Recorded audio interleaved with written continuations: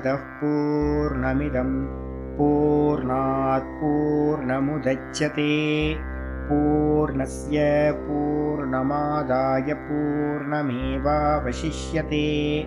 ॐ शान्ति शान्ति शान्तिः।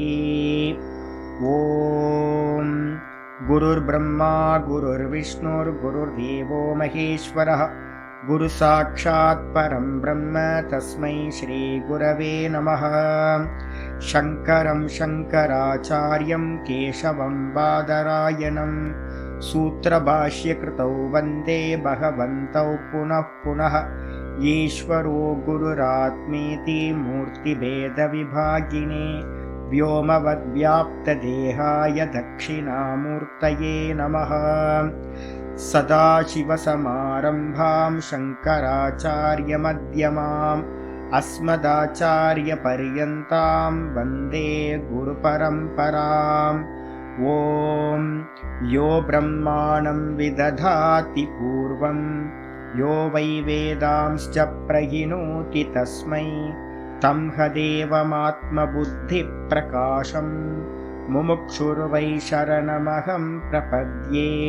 ॐ शान्ति शान्ति शान्तिः। ॐ असतो मा सद्गमय तमसो मा ज्योतिर्गमय मृत्योर्मामृतं गमय। ॐ शान्ति शान्ति शान्तिः।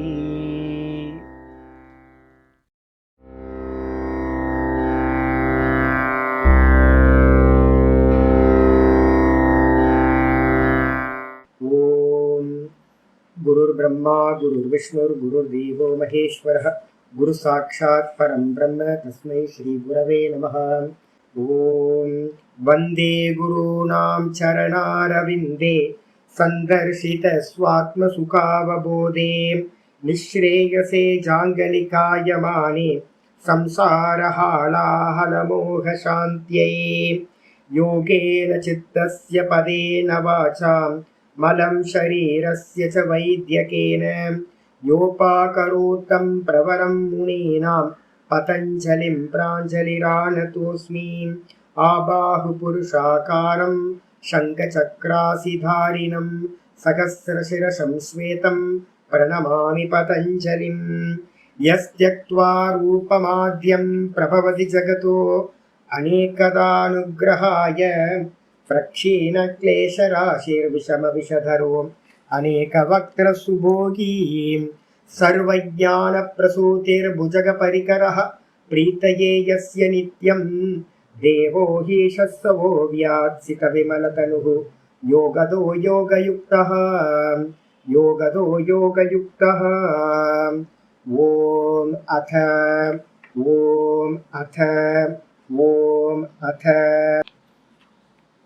நம்ம என்ன பண்ண போகிறோம் அப்படின்னு கேட்டிங்கன்னா 10 சூத்திரமாக படிக்க போகிறோம்.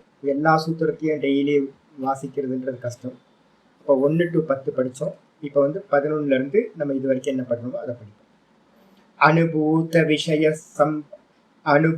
விஷயா சம்பிரமோஷக ஸ்மிருதிः அனுபூத விஷயா சம்பிரமோஷக ஸ்மிருதிः அபியாச வைராக்யாப்யாம் தன்னிரோதः अभ्यास वैराग्याभ्यां तन्निरोधः। तत्र स्थितौ यत्नोऽभ्यासः स तु दीर्घकाल नैरन्तर्य सत्कारासेवितो दृढभूमिः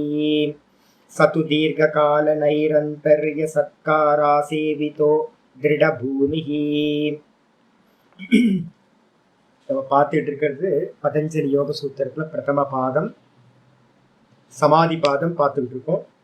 இந்த சமாதி பாதத்தில் பார்த்தீங்கன்னா ஆச்சாரியார் எங்கேருந்து ஆரம்பித்தார் அப்படின்னு கேட்டிங்கன்னா விற்த்திகளை பற்றி எல்லாம் சொல்லி முடிச்சாச்சு.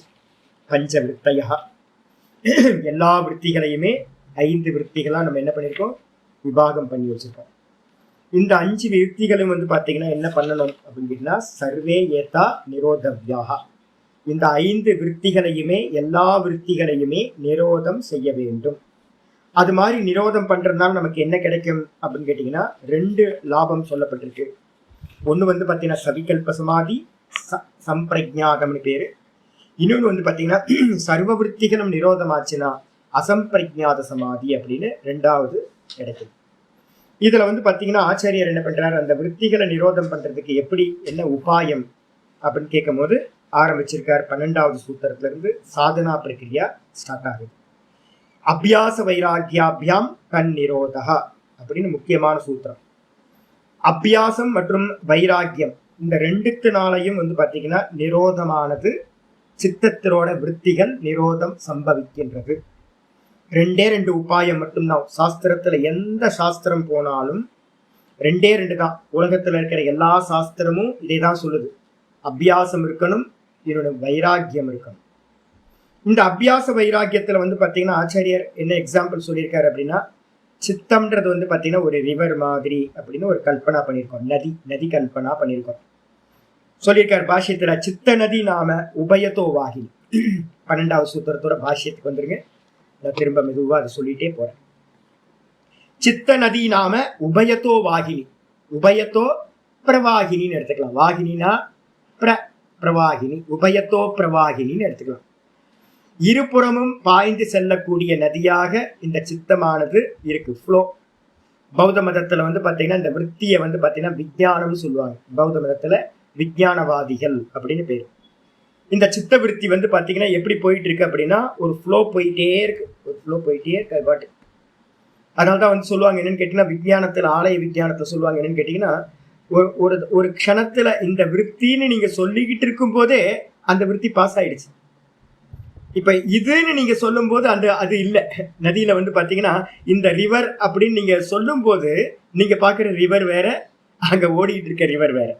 உங்க சித்தத்துல நீங்க சொல்ற ஏன் அப்படின்னு கேட்டீங்கன்னா, க்ஷணம் தோறும் வந்து பாத்தீங்கன்னா இந்த விற்பி பிரவாகம் வந்து பாத்தீங்கன்னா மாறிக்கிட்டே இருக்கு, சேஞ்ச் ஆகிட்டே இருக்கு. அப்ப நதின்றது வந்து பாத்தீங்கன்னா இருக்கு. இந்த நதியை வந்து பாத்தீங்கன்னா என்ன பண்ணுவாங்க அப்படின்னா, என்னோட குருநாதர் வந்து பாத்தீங்கன்னா இங்க ரெண்டு உபாயம் சொல்லியிருக்கா. இந்த நதியை வச்சேதான் எக்ஸாம்பிள் சொல்லுவார் என்னோட குருநாதர் ராமானந்த சுவாமி சொல்லுவார். நர்மதால வந்து பாத்தீங்க அப்படின்னா ஒரு டேம் கட்டியிருக்காங்க. என்னோட ஆசிரமம் பக்கத்து ஓங்காரேஸ்வரில் ஒரு டேம் கட்டியிருக்காங்க. சுவாமி இருக்கும்போதே அது வேலையெல்லாம் ஆரம்பிச்சது. அந்த வேலை ஆரம்பிக்கும் போது என்ன பண்ணாங்கன்னு கேட்டீங்கன்னா, யாராவது ஓங்காரேஸ்வர் போயிருந்தீங்கன்னா தெரியும். ஓங்காரேஸ்வர் பர்வதம்னு ஒன்று இருக்கு, சின்னதா ஓங்கார பர்வதம்னு பேர். அது பேர். அதை நாங்கள் பிரதட்சணை வருவோம். ஒரு 12 கிலோமீட்டர் எவ்வளோதான் இருக்கும், 9 கிலோமீட்டர் தான், 9 கிலோமீட்டர் தான் இருக்கும். ஓங்காரம் மாதிரியே அந்த பர்வதம் இருக்கும். அதனால நீங்க அதை பிரதட்சிணம் பண்ற பாதையே ஓங்காரம் தான். இந்த நதி, அந்த பர்வதம் எங்க இருக்கு அப்படின்னா நதியோட பக்கத்துல இருக்கு, கோயில் பக்கத்துல இருக்கு. ஒரு நதியோட கீழே மெயினா வந்துகிட்டு இருக்கிற அந்த ஸ்ட்ரீம் என்ன பண்ணுவோம் அப்படின்னு கேட்டீங்கன்னா, அந்த பர்வதத்தை சுத்தி ஒரு பிரான்ச் போகும். ஒன்று வந்து மெயினா போகும். அப்போ ஒன்று மெயினா போகும், அதுக்கு பக்கத்துல வந்து பாத்தீங்கன்னா ஒரு பிரான்ச் வந்து பிரிஞ்சு அந்த மலையை சுத்தி திரும்ப வந்து இணைஞ்சிடும். அப்ப நடுவுல ஒரு மலை மட்டும் நடுவுல இருக்கு, இந்த ஓங்கார பர்வதம்னு பேர். இப்ப டேம் கட்டும் போது என்ன பண்ணாங்க, ஆமா போட்ல கூட போலாம் உங்களுக்கு.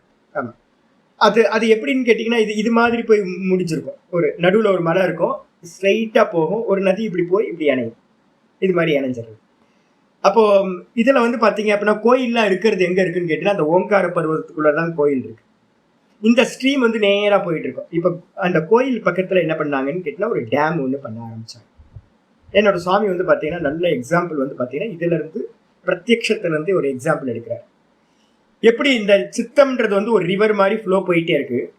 எப்போ நீங்க வந்து ரிவரை வந்து பாத்தீங்கன்னா டேம் பண்ணணும் அப்படின்னா தடுத்து நிப்பாட்டுறது, அதாவது டேம் பண்றது, தண்ணியை தடுத்து நிப்பாட்டுறது. இப்ப சித்த விருத்தி நிரோதம்ன்றது என்ன அர்த்தம், நம்ம டேம் பண்ண போறோம், சிம்பிள் எடுத்துங்க. அப்ப டேம் பண்ணணும் அப்படின்னா எந்த காலத்துல டேம் பண்ணுவாங்க, நல்லா மழை பெஞ்சிட்டு இருக்கு, பண்ண முடியுமா அப்படின்னு கேட்டேன். நர்மதா கரையில வந்து பாத்தீங்கன்னா ஐயோ ஃப்ளட், இந்த முறை ஃப்ளட் வந்து எங்களோட ஆசிரமத்துல பாதி போயிடுச்சு. ஃபர்ஸ்ட் ஃப்ளோர் ஃபுல்லா முங்கி போச்சு. ஆசிரமத்துல கரையில இருக்கிற ஆசிரமத்தை பார்த்தீங்கன்னா ஃபர்ஸ்ட் ஃப்ளோர் முங்கி போயிடுச்சுன்னா எவ்வளவு ஆழம் தெரியுங்களா இருக்கும், குறைஞ்சபட்சம் 100 அடிக்கு மேல, 100 அடிக்கு மேலேயே வந்து பாத்தீங்கன்னா ஃப்ளட் போயிட்டு இருக்கும். அப்போ யாராவது வந்து பாத்தீங்கன்னா மழை காலத்துல வந்து பாத்தீங்கன்னா எவனாவது டேம் கட்டுற காரியத்தை பண்ணுவானா, முட்டாள் கூட வந்து பாத்தீங்கன்னா அது மாதிரி காரியம் பிளான் கூட பண்ண முடியாது. அதே மாதிரி வந்து பாத்தீங்கன்னா ஒரு சாதகன் என்ன பண்ணணும்னா லோக்க விவகாரங்கள் எல்லாத்துலயும் சஞ்சாரம் பண்ணிக்கிட்டு ஏகப்பட்ட கருமங்கள்ல பிரவருத்தி பண்ணிக்கிட்டு, ஏகப்பட்ட கமிட்மெண்ட், ஏகப்பட்ட கருமங்கள், நிறைய கமிட்மெண்ட்லயும் கருமங்கள்லயும் மாட்டிட்டு இருக்கும் போது என்ன ஆகும்? மழை காலத்து இருக்கிற ரிவர் மாதிரி இருக்கும். மழை காலத்துல என்ன இருக்குன்னா, ரிவர்ல மட்டும் தண்ணி வராது, எல்லா சைட்ல இருந்தும் என்ன ஆகும்? தண்ணி, பெய்யற தண்ணி எல்லாம் ஆத்துக்கு வரும். அப்ப அதே மாதிரி இந்த சித்தம் வந்து பாத்தீங்கன்னா ரெகுலர் ஃப்ளோல இருக்கிறது. நீங்க எப்ப விவகாரங்கள்ல அதிகமா ஈடுபடுறீங்களோ அப்ப என்ன ஆகும்? எல்லா விஷயங்களோட சிந்தனையும் வருது. நிறைய ஃப்ரெண்ட்ஸ், நிறைய விவகாரம், இதெல்லாம் பண்ணும்போது ஒவ்வொருத்தரும் பேசுறாங்கல்ல, ஒரு 10 நிமிஷம் பேசினாவே என்ன ஆகுது? எல்லாம் உள்ள வருது. நான் என்ன பண்ணிருக்கேன் அப்படின்னு கேட்டீங்கன்னா, ஒரு நியமம் வச்சிருக்கோம், நானும் நாத பிரம்மமும். என்னன்னு கேட்டீங்கன்னா, யாருக்கு வேணாலும், ரோட்ல போறவங்களுக்கு யாருக்கு வேணாலும் ஹெல்ப் பண்ணுவோம். என்ன வேணும், ஏது வேணும் கேட்டு அவங்களுக்கு தேவையானதை பண்றேன். ஆனா எல்லாத்துக்கு பின்னாடி ஒரு ஸ்டோரி வச்சிருப்பாங்க. சாமி அப்படின்னு ஸ்டோரி சொல்ல ஆரம்பிப்பா. ஐயோ சாமி விட்டுருங்க விட்டுருங்க விட்டுருங்க, எனக்கு ஸ்டோரி கேட்கறதுக்கு டைம் இல்லை. ஏன் அப்படின்னா, அந்த ஸ்டோரி கேட்டேன்னு வச்சுங்களேன், என்ன ஆகும்? அவங்க அவங்க புத்திக்குள்ளார, சித்தத்துக்குள்ளார இருக்கிற எல்லாத்தையும் தூக்கி, அது நல்லது கெட்டது குப்பை எல்லாத்தையும் தூக்கி என்னோட புத்திக்குள்ளார டிரான்ஸ்ஃபர் பண்ணிடுவாங்க. அப்ப ஊருக்குள்ளார இருக்கிற ஒவ்வொருத்தரோட ஸ்டோரியும் நான் கேட்டா என்ன ஆகும் யோசிச்சு பாருங்க. புத்தி ஃபுல்லா எனக்கு ஓவர் ஃப்ளோ ஆக ஆரம்பிச்சிடும், ஒவ்வொருத்தரை பத்தி சிந்தனை பண்ண ஆரம்பிச்சிடும். அதனால ஒரு டெக்னிக் வச்சிருக்கோம். என்னன்னு கேட்டீங்கன்னா, எந்த இடத்துக்கு போனாலும் நபர்களை வந்து பாத்தீங்கன்னா மூஞ்சியை பாக்குறதே இல்லை, ஃபேஸ் பாக்குறதே இல்லை. அதே மாதிரி வந்து பாத்தீங்கன்னா யார்கிட்டையும் காசிப் பண்றதே இல்லை.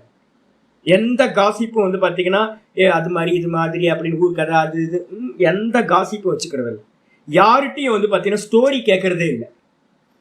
அதெல்லாம் ஸ்டோரியெல்லாம் நீங்களே வச்சுங்க. ஏன்னா எல்லாத்துக்குள்ளாரையும் ஸ்டோரிஸ் நிறைய இருக்கு. அப்ப ஸ்டோரிஸ் வந்து பாத்தீங்கன்னா நான் சொல்ல ஆரம்பிச்சுன்னா என்ன ஆகும்? எனக்கும் ஏகப்பட்ட ஸ்டோரிஸ் இருக்கு. அப்ப அதனால என்ன பண்றது அப்படின்னு கேட்டீங்கன்னா, இந்த பொல்யூஷன் வந்து பாத்தீங்கன்னா உள்ளுக்குள்ளார வராம என்ன பண்றது? ஃபர்ஸ்ட் எடுத்து அதை தடுத்து நிப்பாட்டுறது. இது ஒரு டெக்னிக், நிறைய டெக்னிக் வச்சிருக்கோம். எங்க போனா விருத்தி பிரவாகம் அதிகமாகும், எந்த இடத்துல போனா வந்து பாத்தீங்கன்னா கேட்க வேண்டியிருக்கும், நிறைய ஸ்டோரிஸ் கேட்க வேண்டியிருக்கும், மற்றவங்களோட தாட்ஸ் எல்லாம் நமக்குள்ளார உள்ள வரும். இதெல்லாத்தையும் நிப்பாட்டணும் முதல்ல. அப்போ ஃப்ளட் ஆயிட்டு இருக்கும் போது, நல்ல மழை பெஞ்சுக்கிட்டு இருக்கும் போது ஒரு டேம் பண்றதுக்கு சாமர்த்தியம் முடியவே முடியாது யாராலையும். அப்ப மழை காலத்துல வந்து டேம் பண்ண முடியாத மாதிரி லோகத்துல சஞ்சாரம் பண்ணிக்கிட்டு இருக்கிறவன் விருத்தி நிரோதத்தை பத்தி யோசிக்கவே முடியாது. ஃபர்ஸ்ட். ரெண்டாவது, எப்ப டேம் கட்டுவாங்க அப்படின்னு கேட்டீங்கன்னா, மழை பெஞ்சு முடிச்சிடும். அதுக்கப்புறமும் ஃப்ளட் வந்து பாத்தீங்கன்னா மழை பெஞ்சதுக்கு அப்புறமும் போயிட்டு இருக்கும், ஓவர் லோடு இருக்குல்ல, எல்லா இடத்துலயும் பெஞ்சது, அதோட இம்பாக்ட் இருக்கும். இப்ப அதே மாதிரி வந்து பாத்தீங்கன்னா ஒருத்தர் சாதகனா வந்து பாத்தீங்கன்னா உள்ளுக்குள்ளார அபியாசம் பண்ண ஆரம்பிக்கிறாங்கன்னு வச்சுங்க. இப்பதான் ஒரு ஓங்கார சாதனையை எடுத்திருக்கீங்க கையில. இது வரைக்கும் நீங்க என்ன பண்ணிருக்கீங்க? உலகத்திற விவகாரங்கள்ல இருந்திருக்கீங்க. இப்பதான் தெரிய வருது, ஆஹா சுவாமி சொல்ற மாதிரி நம்ம வந்து பாத்தீங்கன்னா மெதுவா ஒரு அபியாசத்தை பண்ணணும், ஓங்கார சாதனை பண்ணணும், கண்ண மூடி உட்காரணும், ஒரு ஜபம் பண்ணணும், தியானம் பண்ணணும்னு தோணுதுன்னு வச்சுங்க. ஆனா தோணுன உடனே நடந்துருமா சாமி? ஏன்னு கேட்டீங்கன்னா, இது வரைக்கும் நம்ம என்னெல்லாம் பண்ணிக்கிட்டு இருந்தோமோ அந்த சித்தத்துல இருந்த விற்த்திகள் எல்லாமே வந்து பாத்தீங்கன்னா என்ன ஆகும்? கண்ண மூடி உட்கார்ந்தீங்கன்னா அந்த பிளட் வந்து பாத்தீங்கன்னா இங்க வந்து. அப்ப என்ன பண்றது? ஒரு 2 மாசம் மழை பெஞ்சு முடிச்சதுக்கு பிறகு கூட அடுத்து 1 மாசம் 2 மாசத்துக்கு அந்த மழை தண்ணி வந்து பாத்தீங்கன்னா பிளட்டா போயிட்டு இருக்கும். அப்பவும் டேம் பண்ண முடியுமா? டேம் பண்ண முடியாது. ஆனா வந்து பாத்தீங்கன்னா ஆரம்ப கால முஸ்தீப்புகள் எல்லாம் பண்ண முடியும், ப்ரிப்பரேஷன் எல்லாம் தயார் பண்ண முடியும். ஆனா டேம்ல, நதியில கை வைக்க முடியாது. அப்ப அதே மாதிரி வந்து ஒரு சாதகன் வந்து பாத்தீங்கன்னா உள்ளுக்குள்ளார என்ட்ரு ஆகிறான் அப்படின்னா கண்ணமுடி வந்து உட்காருவாங்க. 10 நிமிஷத்துக்குள்ளார சித்தம் வந்து பாத்தீங்கன்னா செஞ்சலிக்கும், ஐயோ நம்மளால முடியாது அப்படின்னு எழுந்து போயிடுவாங்க. ஏன் அப்படின்னு கேட்டீங்கன்னா இம்பாக்ட் முக்கியமானது. வந்து பாத்தீங்கன்னா நம்ம டே டு லைஃப்ல என்னெல்லாம் பண்ணிருக்கோமோ அதோட இம்பாக்ட் வந்து கண்ண மூடி உட்கார்ந்தோன விற்த்திய நிரோதம் பண்ண ஆரம்பிக்கும் போது அது எல்லாம் சித்தத்துல இருந்து திரும்ப இங்க வந்து மேல வரும், எக்ஸாஸ்ட் ஆகும்.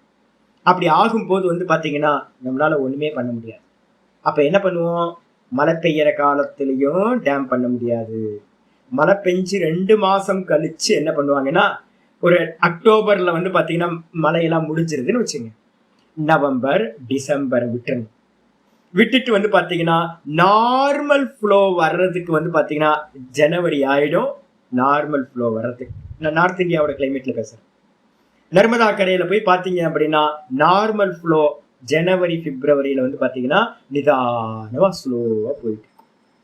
அப்ப டேம் கட்டுறதுக்கான எல்லா காரியங்களும் என்ன பண்ணணும்? ஜனவரி பிப்ரவரியில தான் ஆரம்பிக்கணும். ஜூன்ல இருந்து அக்டோபர் நவம்பர் டிசம்பர் வரைக்கும் பண்ணக்கூடாது. சிம்பிள் தெரிஞ்சு. மழை பெய்யற காலத்துல பண்ணக்கூடாது. அதே மாதிரி உலக விவகாரங்கள்ல இருக்கிறவன் விருத்தி நிரோதத்தை பத்தி யோசிக்க கூடாது. முடிஞ்சு போச்சு. இதுக்கு அடுத்தது என்ன பண்ணுவாங்க, டேம் கட்டிடுவாங்களா சாமி, எடுத்தோன்னு வந்து பாத்தீங்கன்னா டேம்ல வந்து பில்லர்லாம் போட்டு டேமுக்கானதெல்லாம் பண்ணுவாங்களா அப்படின்னு கேட்டீங்கன்னா பண்ண முடியாது. ஏன்னு கேட்டீங்கன்னா நார்மல் ஃப்ளோ போயிட்டு இருக்கா. அப்ப நார்மல் ஃப்ளோ போயிட்டு இருக்கும் போது வந்து பாத்தீங்கன்னா டேம் பண்ண முடியாது. அப்ப என்ன பண்ணுவாங்க அப்படின்னு கேட்டீங்கன்னா, ஓங்கரேஸ்வரில் இருக்கிற டேம் எப்படி பண்ணாங்க அப்படின்னு கேட்டீங்கன்னா, அந்த ஒரு கேனல் வந்து பாத்தீங்கன்னா ஒரு பிரான்ச் ரிவர்னு ஒன்று சொன்ன பாத்தீங்களா, அதுல இருந்து ஒரு பிரான்ச் மெயின்ல இருந்து வந்து பாத்தீங்கன்னா ஒரு பிரான்ச் பிரிஞ்சு அந்த பருவத்தை சுத்திட்டு போகுது. இவங்க என்ன பண்ணாங்கன்னு கேட்டீங்கன்னா, டேம் பண்றதுக்கு முன்னாடி மெயின் ஃப்ளோவை வந்து என்ன பண்ணிட்டாங்க, அந்த கேனல் வழியா திருப்பி விட்டாங்க. இந்த பிரான்ச் ரிவர் வழியா திருப்பியாச்சு.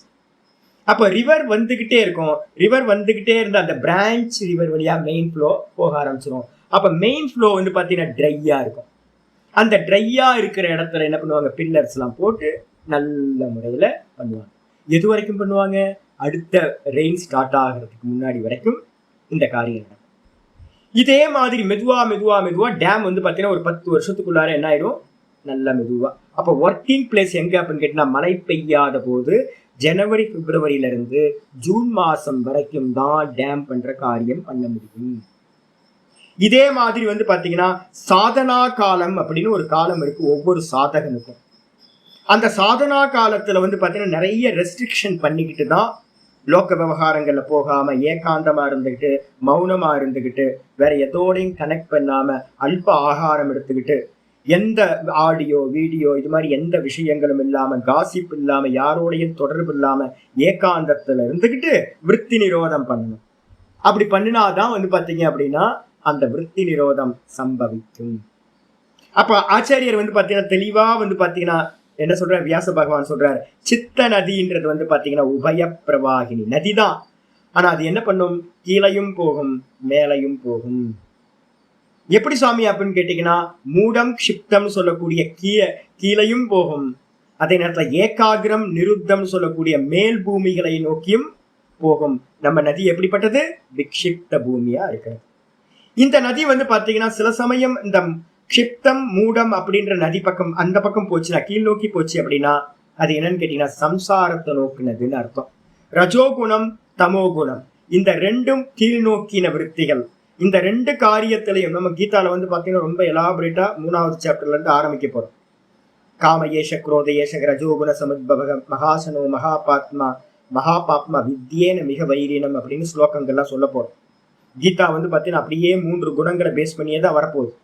அப்ப என்ன அர்த்தம்னு கேட்டீங்கன்னா, இந்த சத்துவ குணத்தை நோக்கி நீங்க போச்சு, சித்த விருத்திகள் போச்சு அப்படின்னா அது ஞானத்தை கொடுக்கும்.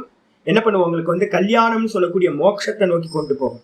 சத்துவ குணத்துல ஃப்ளோ ஆச்சுன்னா மெதுவா மெதுவா பெர்சன்டேஜ் அதிகமாகி 98% வரைக்கும் போகும். அதுக்கப்புறம் குணத்தை தாண்டி போய் குணாதீதனா ஆக முடியும். அப்போ ஒரு பக்கம் போச்சு அப்படின்னா, மேல் நோக்கி போச்சு அப்படின்னா மோட்சத்துக்காக போகிறது, கல்யாணம் நடக்கும். அதே நேரத்துல கீழ் நோக்கி போகக்கூடிய அந்த ரஜோகுண தமோகுண விருத்திகள் என்ன பண்ணும், உங்களை வந்து பாப்பத்துல ஈடுபடுத்தும், திரும்ப திரும்ப சம்சாரத்தையே கொடுக்கும். ஆனா இந்த நதி 2 பக்கமும் பாயக்கூடிய நதியா இருக்கு. இதை என்ன பண்ணணும், முதல் ஸ்டெப் என்ன பண்ணணும்னு கேட்டீங்கன்னா அபியாசம். வைராக்கியம் வருமா சுவாமி, ஏன் 2வது வைராக்கியத்தை வச்சிருக்கு? முதல்ல வந்து பாத்தீங்க அப்படின்னா வைராக்கியத்தை வைக்காம வைராக்கிய அபியாசாபியாம் தன்னிரோதகன் வச்சிருக்கலாம்ல. ஏன் வந்து பாத்தீங்கன்னா முதல்ல அபியாசம், 2வது வந்து பாத்தீங்கன்னா வைராக்கியம் வைக்குது. ஏன் வைராக்கியம் வைக்குது அப்படின்னா, வைராக்கியத்துக்கு முன்னாடி உங்களுக்கு என்ன வேணும் அப்படின்னா விவேகம் வேணும். விவேகம் இல்லாமல் வைராக்கியம் சம்பவம் இல்லை.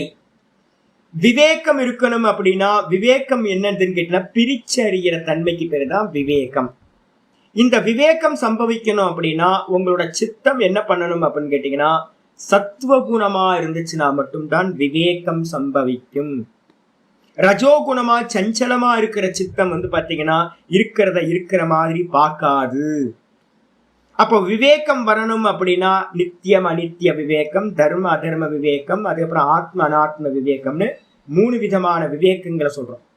முதல்ல தர்ம அதர்ம விவேகம் வரணும். சத்துவகுணம் இருக்கிறவன்ட்டு தான் தர்ம அதர்ம விவேகமே வரும். இப்ப நம்ம எல்லாம் வந்து பாத்தீங்கன்னா ஒரு 55-60 நம்மளோட சத்துவகுணம் இருக்கு.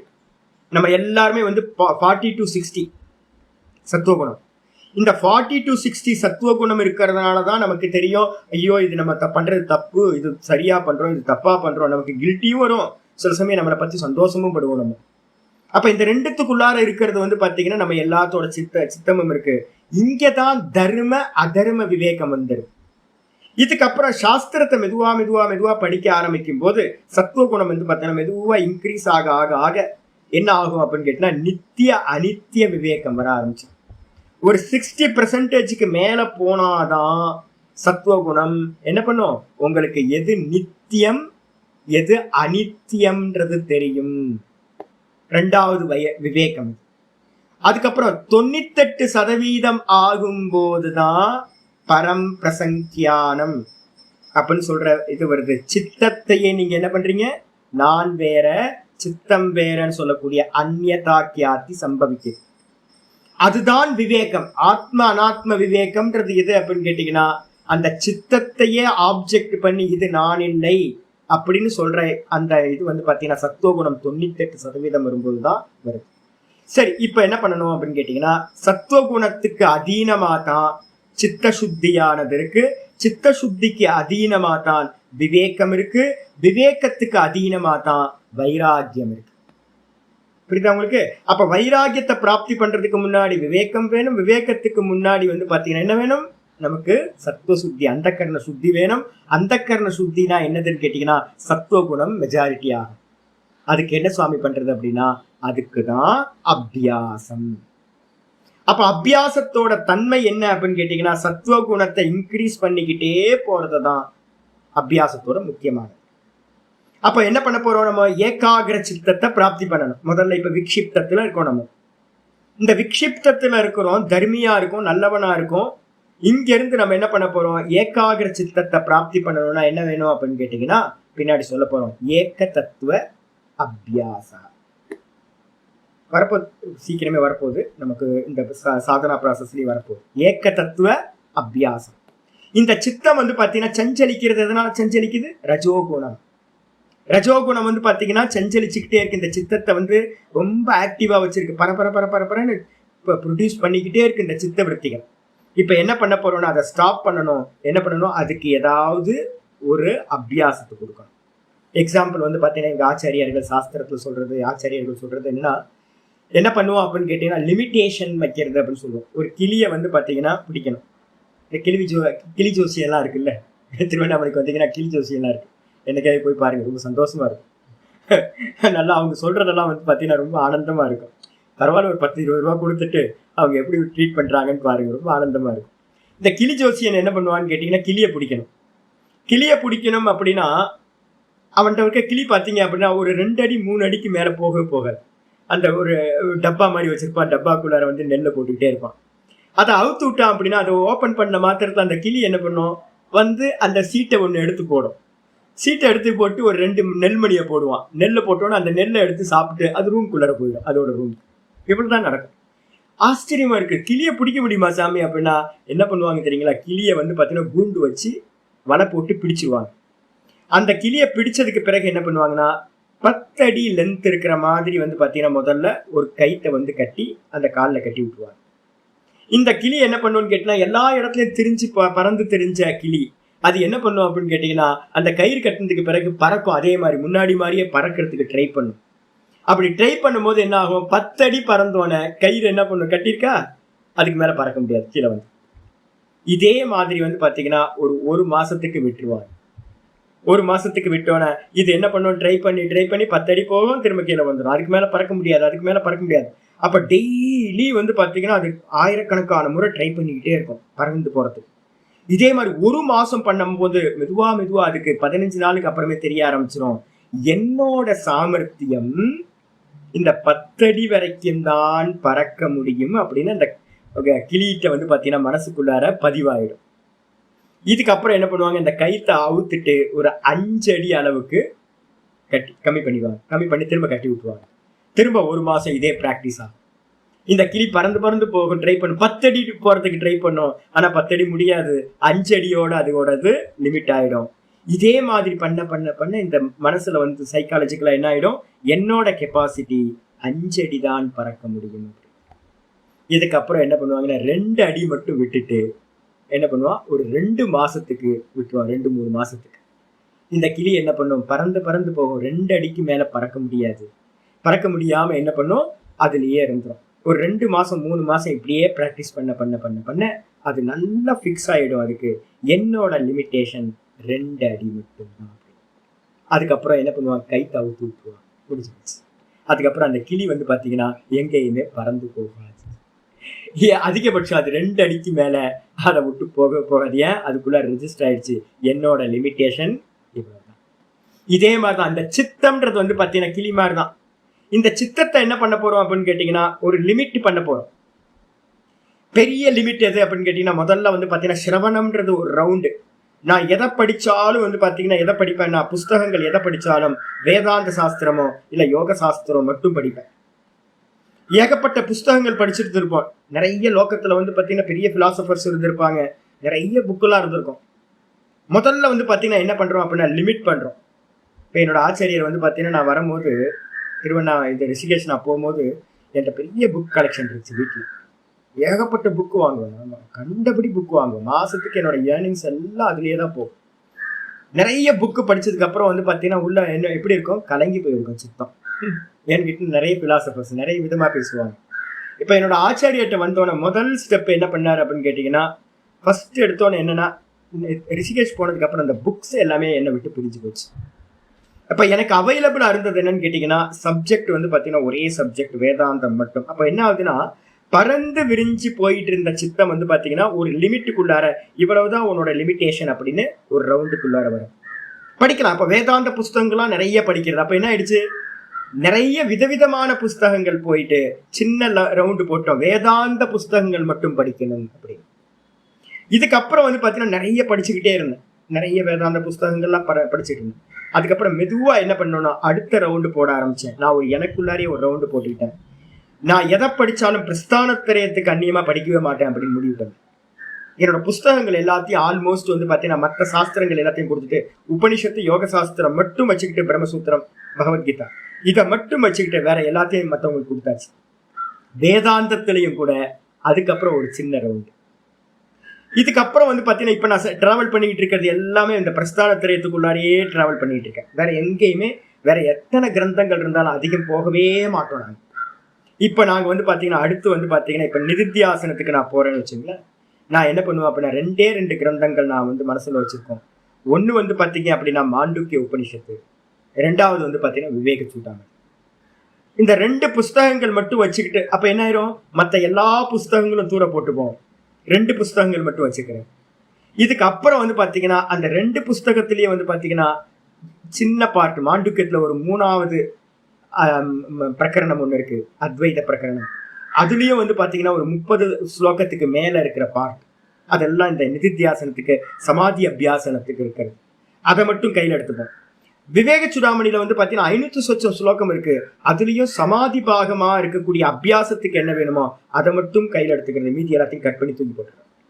வெறும் இதை மட்டும், இதையும் மனசுக்குள்ளார வந்து பாத்தீங்கன்னா நல்லா உள்ளுக்குள்ளார அபியாசம் ஸ்திரமாக இந்த புஸ்தகங்களையும் தூக்கி போட்டுட்டு வெறுமனே அபியாசத்தை வெறும் சித்தப்படுத்தி விடும்.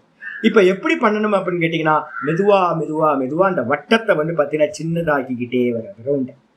நம்ம லிமிட்டேஷன் எல்லா இடத்துலயும் போயிட்டு இருந்ததை வந்து கம்மி பண்ணி வரணும். சாமி இந்த மெத்தட் என்ன சாமி அப்படின்னு கேட்டீங்கன்னா, இந்த மெத்தட் வந்து பாத்தீங்கன்னா என்னோட மெத்தட் என்ன, ஸ்ருதியோட வேதத்தோட மெத்தட் வந்து பாத்தீங்கன்னா இதுதான்.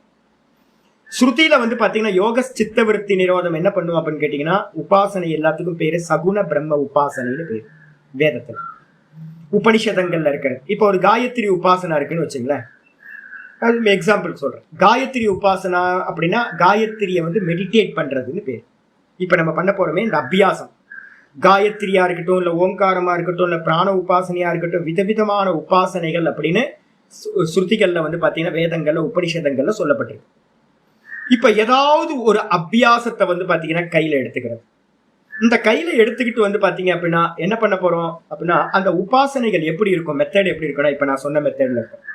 காயத்ரி அப்படின்னு எடுத்துங்களேன். காயத்ரினா என்னது அப்படின்னு கேட்டா, சூரியனை பார்த்துதான் வந்து பாத்தீங்கன்னா காயத்ரியே.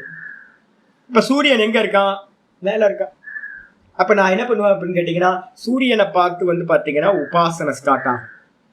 மேல ஸ்டார்ட் ஆகி என்ன பண்ணுன்னு கேட்டீங்கன்னா, அடுத்த செகண்ட் என்ன பண்ணுன்னு கேட்டீங்கன்னா, ஒரு மந்திரம் 2 மந்திரம் அந்த சூரியனை வந்து பாத்தீங்கன்னா தாரணை பண்ற மந்திரம் வந்து, அதுக்கப்புறம் என்ன பண்ணுவோம், அந்த சூரியன் வெளியில இருக்கிற சூரியன் வெளியில இல்ல, உன்னுடைய ரைட் சைடு கண்ணுல இருக்கான். தக்ஷிணோ அக்ஷ புருஷன் அப்படின்னு சொல்லு. சூரியனோட ஸ்தானம் இது கண்ணு. அப்ப வெளியில இருந்து உள்ளுக்குள்ளார வந்துடுற. இதுக்கப்புறம் இந்த கண்ணுல இருக்கிறவன் தான் வந்து பாத்தீங்கன்னா ஹிருதயத்துல இருக்கான் அப்படின்னு ஹிருதயத்துக்கு கொண்டு வரும். அப்ப ஹிருதய ஷட்டில் ஆகிட்டே இருக்கு பாருங்க. விரிஞ்சு இருந்தது அப்படியே கண்ணுக்கு வரும். கண்ணுல இருந்து வந்து பாத்தீங்கன்னா ஹிருதயத்துக்கு வரும். அந்த ஹிருதயத்திலையும் வந்து பாத்தீங்கன்னா பிராணனா வந்து பாத்தீங்கன்னா எது இன்ஹேல் எக்ஸ்ஹேல் பண்ற அந்த சாஃப்டா இருக்கோ அந்த சாஃப்ட் தான் வந்து பாத்தீங்க அப்படின்னா எது இந்த பிராண தத்துவம். அதுதான் காயத்ரி அப்படின்னு வரும். அதுக்கப்புறம் அந்த காயத்ரி தான், காயத்ரி ரூபத்துல இருக்கிற பிராணன் தான் நான் அப்படின்னு வந்து பாத்தீங்கன்னா அந்த இடத்துல அபிநமாய் அந்த பிராணன்லயே நிக்கிற தன்மை வரும். இதுக்கு பேர் தான் காயத்ரி உபாசனம்னு பேர். எந்த உபாசனையா இருந்தாலும் என்ன பண்ணுவாங்க அப்படின்னா, உபாசனைக்கு வேதாந்தத்துல எப்படி அப்படின்னு கேட்டீங்கன்னா சேனலைஸ்டு திங்கிங் தான் முதல் அப்ளை பண்றது. நம்ம நினைச்சுக்கிட்டு இருக்கோம் விருத்தி நிரோதம் அப்படின்னா எங்கெல்லாம் மெடிடேஷன் பண்றதுக்கு இருக்கோ, இப்ப ரமணாசிரமத்துல இருக்காங்க, நிறைய நியூ கமர்ஸ் வராங்க, டீச்சர்ஸ் இல்லை. அப்ப டீச்சர்ஸ் இல்லாததுனால என்ன இருக்கும், எல்லாத்துக்கும் வந்து பாத்தீங்க அப்படின்னா ரமணர் சொன்ன பிலாசபி வந்து பாத்தீங்கன்னா அந்த அளவுக்கு ஆகாது. ஏன்னா அவர் ரொம்ப உச்சம். எடுத்தோன்னு வந்தோன்னு என்ன பண்ணுவாங்கன்னு கேட்டா விருத்தி நிரோதம் அப்படின்ட்டு கண்ணை மூடி உட்கார்ந்து இந்த மனசை வந்து பாத்தீங்கன்னா கண்ட்ரோல் பண்றதுக்கு ட்ரை பண்ணுவாங்க. முடியும் 5 நிமிஷத்துக்கு மேல 10 நிமிஷத்துக்கு மேல என்ன பண்ண முடியாது, சித்தத்தோட விருத்திகளை நிரோதம் பண்ண முடியாது. இதை நல்லா புரிஞ்சுக்கணும். யாராவது ட்ரை பண்றீங்க அப்படின்னா சித்தத்துல இருக்கக்கூடிய விருத்திகளை நான் 100% ட்ரை பண்ணி நான் சமாதி உட்காரணும் அப்படின்னு ட்ரை பண்ணீங்கன்னா தோத்து போயிட்டே இருப்பீங்க. அப்ப முதல் காரியம் என்ன பண்ணணும், ஒரு நதியில வந்து பிரான்ச் ஒன்னு கிரியேட் பண்ணி ஒரு கேனல் தயார் பண்ணி நதியோட போக்க என்ன பண்ணணும், திசை திருப்பணும். அதுக்கப்புறம் தான் டேம் பண்ணணும். இதே மாதிரி நம்மளோட சித்தத்தோட நேச்சர் என்னன்னு தெரிஞ்சுக்கணும். இந்த நேச்சர் என்னன்னு கேட்டீங்கன்னா விருத்தி பிரவாகம் தான் இந்த சித்தத்தோட நேச்சர். நல்லா புரிஞ்சுங்க. மனசு சித்தம் அப்படின்னாவே அதுல ஃப்ளோ இருக்கதான் செய்யும். அப்ப அந்த ஃப்ளோவை வந்து பாத்தீங்கன்னா நிப்பாட்டணும்னா திடீர்னு முடியாது. அப்ப என்ன பண்ணணும் அப்படின்னா சேனலைஸ்டு திங்கிங் ஃபர்ஸ்ட் ஸ்டெப் வச்சுங்க. நம்மளோட சித்த நதியை வந்து பாத்தீங்கன்னா நான் சொன்னல பெரிய வட்டம், அதுக்கப்புறம் சின்ன வட்டம், அதுக்கப்புறம் சின்ன வட்டம் அப்படின்னு வட்டத்தை சின்னதாக்கிக்கிட்டே போறது. திடீர்னு ஒரு ஃபுல் ஸ்டாப் பண்ணி வந்து ஒரே ஒரு பின் பாயிண்ட்ல நிப்பாட்டுறதுக்கான முயற்சி பண்ணவே பண்ணாதீங்க.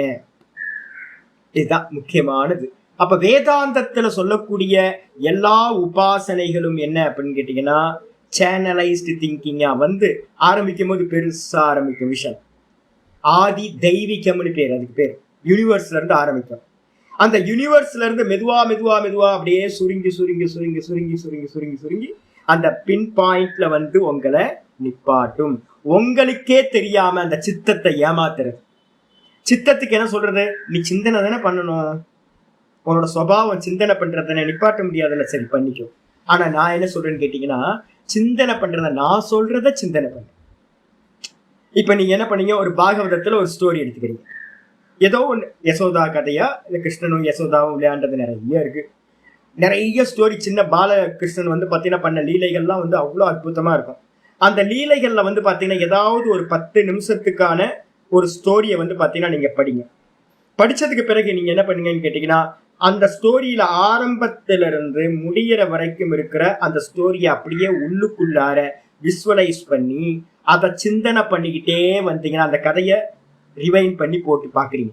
அப்படி பார்க்கும்போது என்ன ஆகுனா மெதுவா சிந்தனை நடக்குதா, ஆமா சிந்தனை நடக்குது. சித்தத்தை வந்து ஏமாத்துறோம்.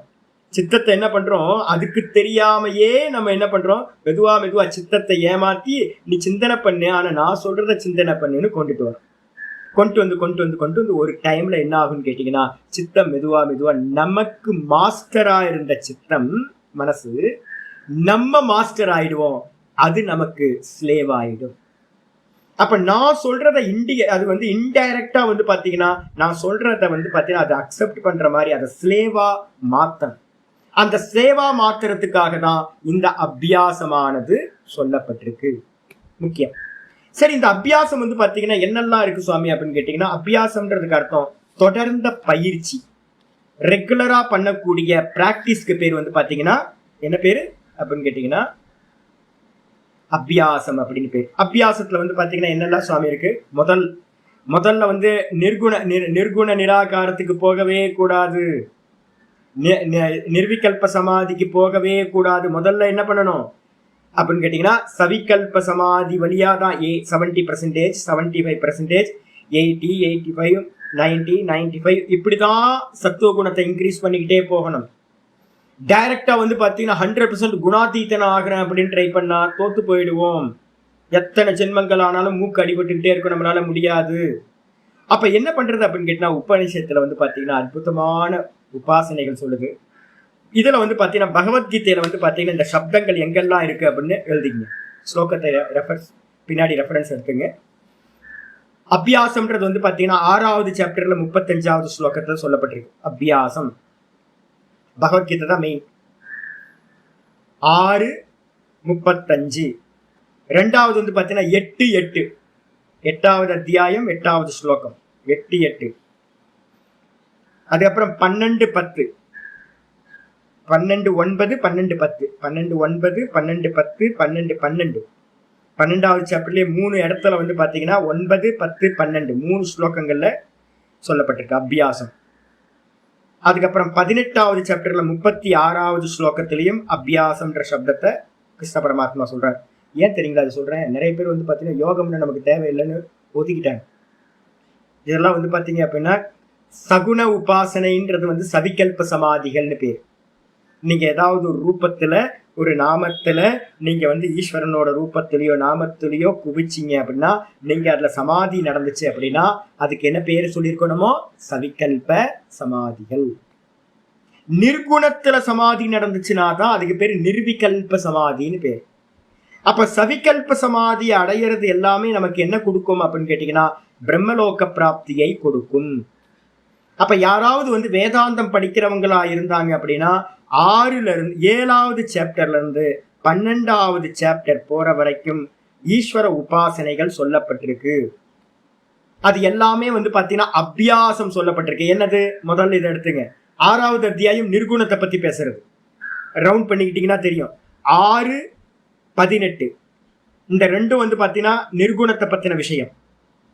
8ல இருந்து 12 அத்தியாயம் வரைக்கும் சொல்றது எல்லாமே சகுனம், சவிகல்ப சமாதியை பத்தி பேசுறது. அப்ப சவிகல்ப சமாதி அட்டைன் பண்றதுக்கும் உங்களுக்கு அபியாசம் தேவைப்படுது. நிர்குணத்தை பிராப்தி பண்றதுக்கு நிர்விகல்ப சமாதி அடையறதுக்கும் உங்களுக்கு வந்து பாத்தீங்கன்னா இந்த அபியாசம் அப்படின்றது சொல்லப்படுது. அபியாச யோகம் அப்படின்னு பேரு. இதுக்கு பேரு என்ன பேரு? அபியாச யோகம். 8:8 வந்து பாத்தீங்கன்னா ஆரம்பிக்குது. அபியாச யோக யுக்தேன சேதசா நான்யகாமினா பரமம் புருஷம் திவ்யம் யாதி பார்த்தானு சிந்தயன். அற்புதமான ஸ்லோகம். அபியாச யோகத்தோடு கூடினவன் அப்படின்ற அந்த சப்தம் ரொம்ப தெளிவா வந்து பாத்தீங்கன்னா எழுதப்பட்டிருக்கு. சரி, அபியாசம்னா என்ன சுவாமி அப்படின்னு கேட்கும்போது சங்கரர் வந்து பாத்தீங்கன்னா வியாக்கியானம் பண்றார். அபியாசம்னா என்ன சுவாமி, என்ன பண்ணணும் அபியாசம்னா அப்படின்னு கேட்கும்போது ஆச்சாரியார் பாஷ்யத்துல சொல்றார், ஏகஸ்மின் துல்லிய பிரத்யய ஆவருத்தி லட்சணோ. ஏகஸ்மின் துல்லிய பிரத்யயம்னா என்ன அர்த்தம்னா தாட்டுக்கு பேர் வந்து வேதாந்தத்துல பிரத்யயம் யூஸ் பண்ணுவோம். ஏகஸ்மின் அப்படின்னா ஒரே விஷயத்துல நான் ஒரு கிருஷ்ணரோட விக்கிரகத்தை வச்சுக்கிறேன். கிருஷ்ணரோட விக்கிரகத்தையோ இல்ல ராமரோட விக்கிரகத்தையோ வச்சுக்கிட்டு, ராமர் விக்கிரகத்தை வச்சுக்கிட்டு, எனக்கு ராமர் நாமம் ரொம்ப பிடிக்கும், அதுக்காக நான் என்ன பண்றேன்னு கேட்டீங்கன்னா ராமரோட பட்டாபிஷேக ராமரோட போட்டோ, நல்ல போட்டோ இருக்கு, பார்க்கறதுக்கு ரொம்ப சௌமியமா இருக்கு, மனசுக்கு ரொம்ப இனிமையா இருக்கு, அந்த போட்டோவை வச்சுக்கிட்டு ஏகஸ்மின் ஆலம்பனம், ராமர் தான் எனக்கு விஷயம். அதுல துல்லிய பிரத்யம்ன்றதுக்கு அர்த்தம் ஈக்குவலா இருக்கக்கூடிய தாட். ஈக்குவலா இருக்கக்கூடிய தாட் என்னது? ராம ராம ராம ராம ராம ராம ராம ராம ராம ராம ராம ராம ராம. ஒரே தாட்டு. ஒவ்வொரு தாட்டும் வந்து ராம தாட்டு, ராம தாட்டு, ராம. அடுத்த தாட்டு என்ன? ராமன். அடுத்த தாட்டு என்ன? ராமன் ராமன் ராமன் ராமன் ராமன். அப்ப ராம ராம ராம ராம ராம ராம ராம ராம ராம ராம ராம ராம ராம ராம ஓம் ஓம் ஓம் ஓம் ஓம் ஓம் ஓம் ஓம் ஓம் ஓம் ஓம் ஓம் ஓம் ஓம் ஓம் ஓம். காலையில சொல்லும் போது எங்கேயா கேப் விடுறேன் நான், பாத்தீங்களா? நானு ஏன் கேப் விடல தெரியுங்களா உங்களுக்கு? சாமி என்ன சாமி கேப் விடாம சொல்றீங்களா சாமி? கொஞ்சம் மூச்சு வாங்குறது விடக்கூடாது. மூச்சு வாங்குறதுக்கு இடம் விட்டாலும் என்ன ஆயிடும்? இந்த சித்தம் தெருப்பொறுக்க போயிடும், தெருக்கு போயிடும், ஸ்ட்ரீட்டுக்கு போயிடும். நாய் இது. இந்த நாய் வந்து பாத்தீங்கன்னா கொஞ்சம் கூட விவஸ்தையே இருக்காது. ராம் ராம் சொல்றமே அந்த இடத்துல வேற எதையாவது தப்பானதெல்லாம் நினைக்க கூடாதுன்னு அதுக்கு தெரியவே தெரியாது. ராம் ராம் சொல்லிட்டு இருக்கும் போதே ஒரு சின்ன கேப் கிடைச்சாலும் வந்து பாத்தீங்கன்னா ராவணனை நினைக்க ஆரம்பிச்சிடும். அதனால என்ன பண்ணணும்னு கேட்டீங்கன்னா, தொடர்ந்து வந்து பாத்தீங்கன்னா ஒரே தாட்டை வந்து பாத்தீங்கன்னா துல்லிய பிரத்யய ஆவர்த்தி லட்சணம். ஆவர்த்தின்னு அர்த்தம், ஜபிக்கிறதுக்கு பேர் ஆவர்த்தின்னு அர்த்தம். தொடர்ந்து சொல்றது தாட்டை வந்து பாத்தீங்கன்னா தொடர்ந்து வச்சுக்கிறது. தைலதாரை மாதிரி எண்ணெயோட ஒழுகு எப்படி விட்டு போகாம எண்ணெய் வந்து பாத்தீங்கன்னா ஊத்துனா எப்படி இருக்குமோ அதே மாதிரி வச்சுக்கிட்டு, அப்ப என்ன வேற என்ன கேர்ஃபுல்லா இருக்கணும் சாமி அப்படின்னா, விலக்ஷண பிரத்தியாந்தரிதா. விலக்ஷண பிரத்தியம்னு அர்த்தம், வேற ஒரு தாட்டு வந்து பாத்தீங்கன்னா உள்ள வந்துடாம பாத்துக்கணும். அப்படி இமீடியட்டா வேற ஏதாவது தாட்டுக்கு போகுதுன்னா, ராம் ராம் ராம் ராம் சொல்லிட்டு பால்கார ராம வந்தானா இன்னைக்கு அப்படின்னு யோசனை போச்சுன்னா டம்முன்னு தலையிலேயே ஒரு தட்டு தட்டி திரும்ப ராம் ராம் ராம் ராம். சர்சிவி ராமன் இருக்காருல்ல அப்படின்னு சர்சிவி ராமனை தலையிலேயே ஒரு தட்டு தட்டி சர்வீஸ் ராம் ராம் ராம் ராம். டபிள்யூ ராமன் ஒருத்தன் கிரிக்கெட்ல இருந்தானே, அவன் நல்லா விளையாடுவான்ல, டம்முன்னு தலையில தட்டி திரும்ப ராம் ராம் ராம் ராம். அப்ப எங்கெல்லாம் ராம் வந்து பாத்தீங்கன்னா வரும்போது, ஐயோ ஒரு பெரிய ராம் ஒருத்தர் இருந்தா, ரஷ்யாக்காரன், தமிழா இந்தியாக்காரன், ரஷ்யா பொண்ணு பின்னாடியே சுத்திட்டு இருப்பான். அவன் எங்க இருக்கானு, எந்த பொண்ணு பின்னாடி சுத்திட்டு இருக்கான்னு மனசு என்னெல்லாம் பொண்ணு தெரியுங்களா? நான் எனக்கு சம்பவிக்கிறதுலாம் சொல்றேன். அப்ப ராம் ராம் ராம் ராம் சொல்லும் போது வந்து பாத்தீங்கன்னா மெதுவா போயிடும். அவன் போன முறை திருவண்ணாமலைக்கு வரும்போது ஒரு ரஷ்யன் பொண்ணோட வந்தான், இப்ப எந்த பொண்ணோட சுத்திட்டு இருக்க போயிடும்.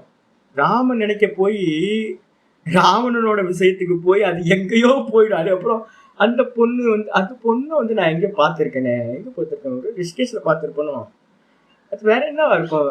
அந்த ஆப்பிரிக்கா பொண்ணு கூட வந்துச்சு இல்ல, பிரேசில் பொண்ணு ஒண்ணு வந்துச்சு இல்ல, போயிடும். அவ்வளவுதான். தெரு சுத்தி நீங்க வந்து பாத்தீங்கன்னா உட்கார்ந்து இருப்பீங்க. வெளியில இருக்கிறவன் நான் நினைச்சிட்டு இருப்பான், சுவாமி வந்து பாத்தீங்கன்னா நல்லா தபஸ்யா பண்ணிட்டு இருக்காரு, உள்ள தியானம் பண்ணிட்டு இருக்காருன்னு. இந்த தியானம் எங்க போயிடும்?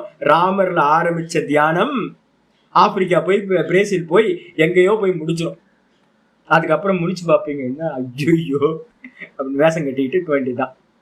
அப்ப என்ன பண்ணணும் அப்படின்னு கேட்டீங்கன்னா, ஒரு தாட் வந்து பாத்தீங்கன்னா அடுத்த தாட்டு ரொம்ப கவனமா இருக்கணும். அடுத்த தாட்டு. இதுக்குதான் நாங்க என்ன சொல்றோம் அப்படின்னு கேட்டீங்கன்னா, இந்த ப்ராசஸ் பண்றவங்க எல்லாரும் பெரும்பாலும் நாங்க என்ன பண்ணுவோம், முதல் ஆரம்ப காலத்துல இருக்கிறவங்க மாலையை வச்சு உருட்டுறதுன்னு ஒரு அபியாசம் வச்சிருக்கோம்.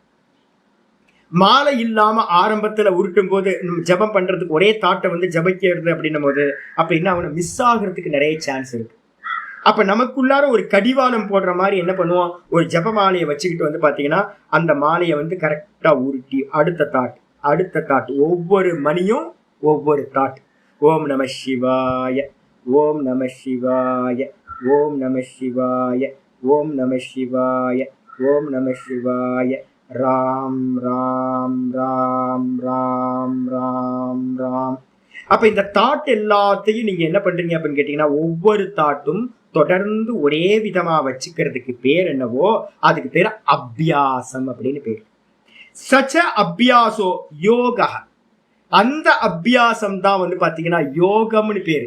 ஏன் யோகம்னு பேர் வந்துச்சு அப்படின்னு கேட்டீங்கன்னா, யோகம் அப்படின்றதுக்கு அர்த்தம் ரெண்டு அர்த்தம் சொல்றோம். யுஜிர் யோகே, யுஜிர் யோகே, யுஜ் சமாதவ், ரெண்டு அர்த்தம் வருது. ஒண்ணு வந்து பாத்தீங்கன்னா யோகம்ன்றதுக்கு அர்த்தம் சமாதி, இன்னொரு அர்த்தம் வந்து பாத்தீங்கன்னா இணையறதுன்னு அர்த்தம். இப்ப நம்ம சித்தத்தை என்ன பண்ண போறோம் அப்படின்னு கேட்டீங்கன்னா, ஒரே தாட்டோட இணைக்கிற முயற்சியில இருக்கணும், நம்ம சேர்க்கிறது. அப்ப சதா காலமும் வந்து பாத்தீங்கன்னா ஒரே தாட்டுல வந்து இந்த மனசை வந்து பாத்தீங்கன்னா அந்த ராம் ராம் ராம் ராம் ராம்லயே நம்ம இணைக்கிறதுக்காக என்ன அபியாசம் செய்யப்படுதோ, பிராக்டிஸ் பண்ணப்படுதோ அதுக்கு பேரு அபியாச யோகம் அப்படின்னு பேரு. தேன யுக்தம் தத்திரையேவ வியாவிருத்தம் யோகினக. எந்த யோகி வந்து பாத்தீங்கன்னா யாரெல்லாம் பண்றோமோ அவங்களுக்கெல்லாம் யோகின்னு பேரு. இந்த அபியாசத்தை யாரெல்லாம் பண்றோமோ அவங்களுக்கெல்லாம் யோகின்னு பேரு. அப்ப யோக அபியாசம்னாவே என்ன அர்த்தம் அப்படின்னு கேட்டீங்கன்னா, ஒரே தாட்டை வச்சுக்கிறது. ஆயிடுச்சா? சரி, இதனால என்ன பெனிஃபிட் சுவாமி? யாருக்காவது ஜபம் பண்றதுனால என்ன எஃபெக்ட்னு தெரியுமா உங்களுக்கு? எனக்கு தெரியாமையே பண்ணிட்டு இருக்கோம்ல.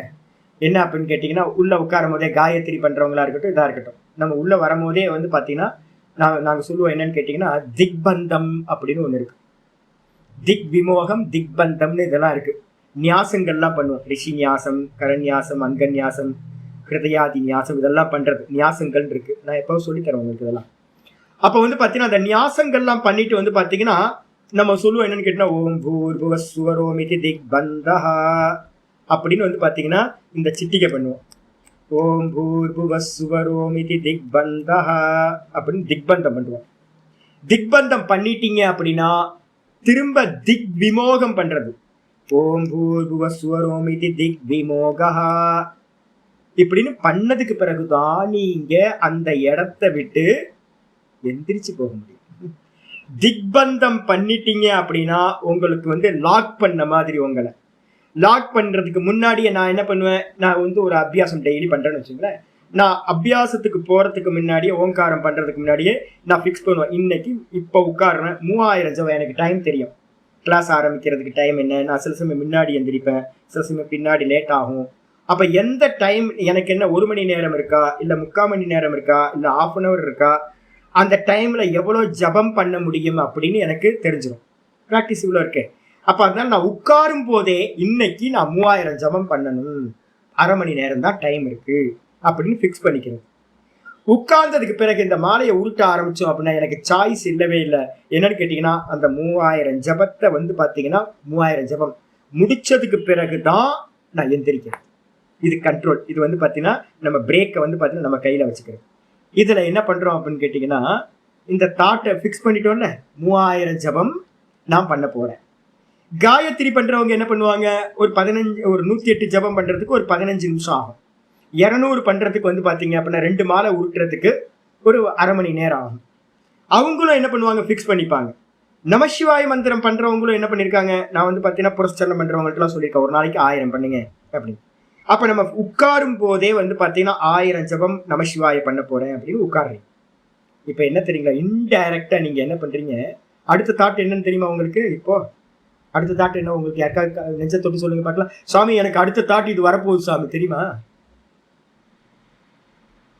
யாருக்குமே தெரியாது இல்ல. ஆனா வந்து பாத்தீங்க அப்படின்னா இந்த ஜபம் பண்றதுக்கு உட்காரும் போது நீங்க என்ன பண்றீங்க அப்படின்னா, நான் 108 ஜபம் பண்ண போறேன் ஓம் நம சிவாயன்னு பிக்ஸ் பண்ணி உட்கார்ந்தீங்கன்னா, அப்போ நீங்க ஃபியூச்சர்ல நடக்கக்கூடிய 108 தாட்டையும் யாரு தீர்மானிக்கிறா? நீங்க டிசைட் பண்றீங்க.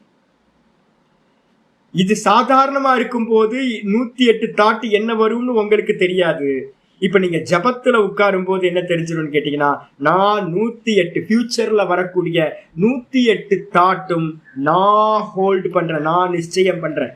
ஏ சித்தமே, ஏ மனசே, நீ என்ன பண்ணு, 108 தாட்டும் ஓங்காரத்தை சொல்லு, நமசிவாய சொல்லு அப்படின்னு.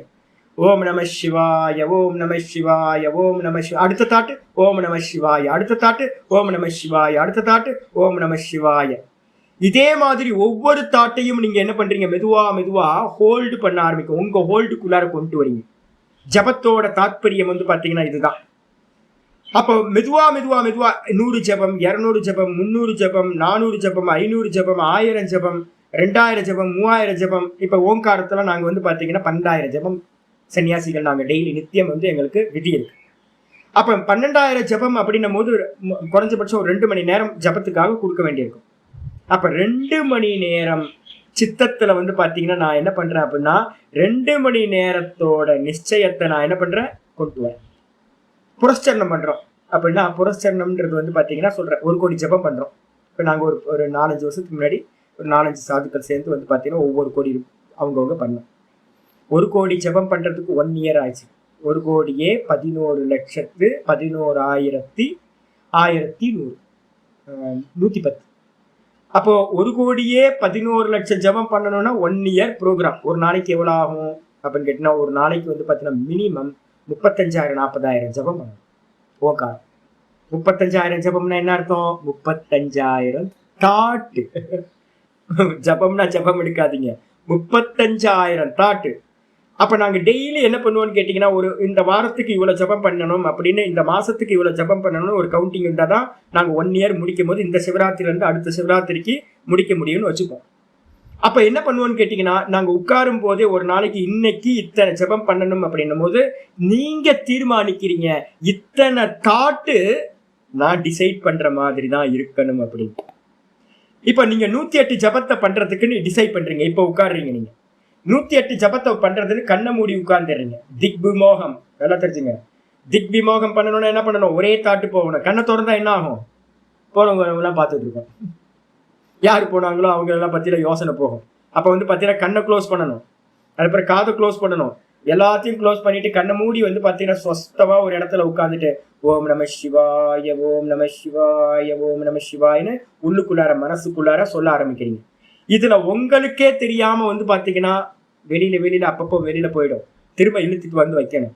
வெளியில போகும், திரும்ப இழுத்துட்டு வந்து வைக்கணும்.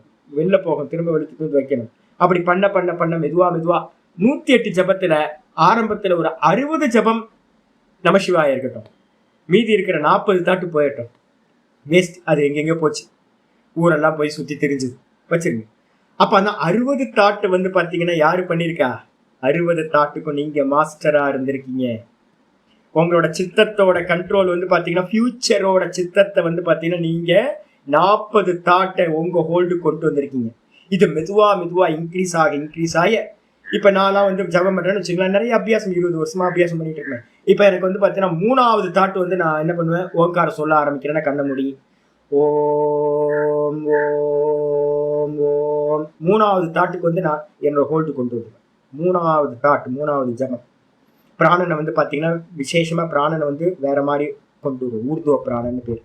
அந்த பிராணனை பிடிச்சோம் அப்படின்னா 3வது தாட்ல உங்களுக்கு வந்து பாத்தீங்கன்னா உங்களுக்கு ஹோல்டு வந்து, அதுக்கப்புறம் வந்து பாத்தீங்கன்னா மனசு வந்து பாத்தீங்கன்னா வேற எங்கேயுமே போகாம ஒரே தாட்டா இருக்கும். இப்ப எனக்கு 108 தாட்டு வந்து பாத்தீங்கன்னா எவனுக்கு வேஸ்டேஜ் எவ்வளவு இருக்கும் அப்படின்னு கேட்டீங்கன்னா செய்கூலி சேதாரம் சொல்லுவோம்ல, எதா இருந்தாலும் செய்கூலி சேதாரம் இருக்கும்ல. அப்ப என்னன்னு கேட்டீங்கன்னா சேதாரம் எவ்வளவு ஆகும்னு கேட்டீங்கன்னா உங்களுக்கு அதிகபட்சம் ஒரு எனக்குலாம் ஒரு 5 தாட் ஏதாவது இருக்கும். ஒரு 108ல 5 தாட் வேஸ்ட். ஆனா 95 தாட் என்ன ஆயிடுச்சு? அப்ப அபியாசம் வந்து பாத்தீங்கன்னா மெதுவா நீங்க தொடர்ந்து பண்ண இந்த எண்ணிக்கையை வந்து பாத்தீங்கன்னா 100, 500, 1000, 2000, 3000 அப்படின்னு இன்க்ரீஸ் பண்ண இந்த தாட் எல்லாத்தையும் உங்களுக்குள்ளார கொண்டு வர்றது. இதுதான் அபியாசத்தோட மெயின் பர்பஸ். நீங்க தாட்டுக்கு வந்து பாத்தீங்கன்னா மாஸ்டர் ஆகுறீங்க, இந்த சித்தத்தை நீங்க என்ன பண்றீங்க, ஸ்லேவ் ஆக்குறீங்க, வேலைக்காரனா ஆக்குறீங்க. இது என்ன சுவாமி ஆகும் அப்படின்னு கேட்டீங்கன்னா ஒரு டைம் பண்ண ஒரு அபியாசம் பண்ணும்போது அதுக்கு தெரிஞ்சு போயிடும், இவன் பிக்ஸ் பண்றான், இவன் நமக்கு என்ன சிந்தனை பண்ணணும்ன்றது இவன் பிக்ஸ் பண்றான், இவனுக்கு ஏற்ற மாதிரிதான் நம்ம காரியம் பண்ண வேண்டியிருக்கு அப்படின்னு. சும்மா வேலை இல்லை அப்படின்னா கூட அது பாட்டுக்கு போயிட்டா இருக்கும். சொல்லுங்க எஜமா, எப்ப பார்த்தாலும் கேட்கும், சொல்லுங்க எஜமா என்ன நினைக்கணும், சொல்லுங்க எஜமா நான் என்ன நினைக்கணும் அப்படின்னு இந்த சித்தம் மெதுவா என்ன பண்ணும், கை கட்டி நமக்கு முன்னாடி என்ன நான் திங்க் பண்ணணும் சுவாமி அப்படின்னு கேட்கிற மாதிரி ஒரு அவஸ்தை வரும். அப்படி வந்துச்சு அப்படின்னா உங்களுக்கு அது இன்ஸ்ட்ருமெண்ட் மாதிரி ஆயிடுச்சுன்னு அர்த்தம். பேனாவை எழுதுறது தொடர்ந்து, வேணா அப்படின்னா மூடி ஓரமா வச்சு எப்ப வேணுமோ அப்ப மட்டும் விவகாரத்துக்கு மட்டும் இந்த சித்தத்தை பயன்படுத்துற மாதிரி இந்த சித்தம் நமக்கு என்ன ஆயிரும், ஸ்லேவா ஆகிவிடும். தேவையில்லாம தானே சிந்தனை பண்றது இருக்குல்ல, ஊர் மேயறதுன்னு சொல்லுவோம், அது ஊர் ஃபுல்லா சுத்துது, எங்கெங்கயோ போகுது, ஐயோ விட்டீங்க அப்படின்னா பழையதெல்லாம் நினைக்குது, எங்கெங்கயோ போகுது, எங்க கண்ட்ரோலே பண்ண முடியல. அப்ப என்ன ஆகுதுன்னு கேட்டீங்கன்னா கண்ட விஷயங்கள்ல போய் மேய்ஞ்சிக்கிட்டு இருந்த அந்த மாடு இதெல்லாம் தானே மாடு, இதெல்லாத்தையும் வந்து பாத்தீங்கன்னா மெதுவா நம்ம கண்ட்ரோல்ல கொண்டு வந்து சொஸ்தமா இருக்கிற வைக்கிறது தான் அபியாசம். அப்ப சித்த விருத்திய வந்து பாத்தீங்கன்னா நிரோதம் பண்றதுல முக்கியமான காரியம் அபியாசம். 6வது சாப்டர்ல வந்து பாத்தீங்கன்னா இதே விஷயத்த வந்து 6வது சாப்டர்ல 35வது ஸ்லோகத்துல வந்து பாத்தீங்கன்னா ஆச்சாரியார் சொல்ற, அபியாச யோக யுக்தேன சேதசா நாண்யகாமினான்றது 8. அதே நேரத்துல வந்து பாத்தீங்கன்னா இந்த சூத்திரத்துல சொன்ன மாதிரியே 35வது ஸ்லோகத்துல சொல்றாரு, அசம்சயம் மகாபாகோ மனோ துர்நிகிரகம் சலம். ஏ அர்ஜுனா, இந்த மனசு நீ நினைக்கிற மாதிரிதான் ஊர் ஃபுல்லா சுத்தி திரியுது, ஃப்ளட்டா போயிட்டு இருக்கு. இதை கண்ட்ரோல் பண்றது ரொம்ப கஷ்டம், கரெக்டு. ஆனா என்னது, அபியாசேன து கௌந்தேய வைராக்யேன ச கிருஹ்யதே. இந்த அபியாசத்துல வந்து பாத்தீங்கன்னா ஆச்சாரியார் அந்த இடத்துலயும் வந்து பாத்தீங்கன்னா ஆச்சாரியார் என்ன பண்றார், அபியாசத்துக்கு சங்கராச்சாரியார் பாஷ்யம் பண்ணும்போது சொல்றார், அபியாசோ நாம 8:8 படிச்சதுக்கு அந்நியமா இங்க ஒண்ணு சொல்றார். அபியாசம் என்றால் சித்த பூமௌ கஸ்யாஞ்சித்து. யாராவது பாஷ்யம் படிச்சாங்கன்னா சித்த பூமௌன்னா யாருக்கும் தெரியாது. இப்ப நமக்கு தெரியுமா சித்த பூமி எத்தனை இருக்கு? 5 பூமி இருக்கு. அப்போ இந்த சித்த பூமியில வந்து பாத்தீங்கன்னா கஸ்யாஞ்சித்து சமான பிரத்யய ஆவருத்தி சித்தசி. இந்த சித்த பூமியில வந்து பாத்தீங்கன்னா ஏதாவது எங்க வேணா இருக்கலாம். சில பேரு க்ஷிப்தத்துல இருக்கலாம், சில பேர் மூடத்துல இருக்கலாம், சில பேர் விக்ஷிப்தத்துல இருக்கலாம். யாரா இருந்தாலும் முதல்ல என்ன பண்ணுவோன்னு கேட்டீங்கன்னா, நார்த் இந்தியால எல்லாம் ரொம்ப பர்ஃபெக்ட்டுங்க. நார்த் இந்தியாவில் நீங்க எந்த குருநாதர்கிட்ட போனீங்கன்னாலும், ஒரு செருப்பு தைக்கிறவர் கூட வந்து பாத்தீங்கன்னா ஒரு குருநாதர் இருப்பார். எல்லா ஆட்களுக்கும் வந்து பாத்தீங்கன்னா நார்த் இந்தியாவில இருந்து முக்கியமா மத்திய பிரதேச, இமாச்சல் பிரதேச எல்லாம் போனீங்கன்னா எல்லாத்தோடையும் ஒரு குருநாதர். குருநாதர் முதல்ல என்ன பண்ணுவார் தெரியுங்களா? அவன் வந்து மூடத்துல இருக்கலாம், க்ஷிப்தத்துல இருக்கலாம், விக்ஷிப்தத்துல இருக்கலாம். எந்த பூமியில இருந்தாலும் உடனே அவர் என்ன பண்ணுவார்னா ஒரு மந்திரத்தை கொடுப்பார். ஒரு மந்திரத்தை கொடுத்து இதை ஜபி அப்படின்னு. மூடத்துல இருக்கிறவன் வந்து பாத்தீங்கன்னா விட்டு விட்டு போயிட்டே இருக்கும். இருந்தாலும் கொஞ்சம் கொஞ்சமா அப்பப்போ பண்ணி மெதுவா மூடத்துல இருக்கிறவன் க்ஷிப்தத்துக்கு வருவான்.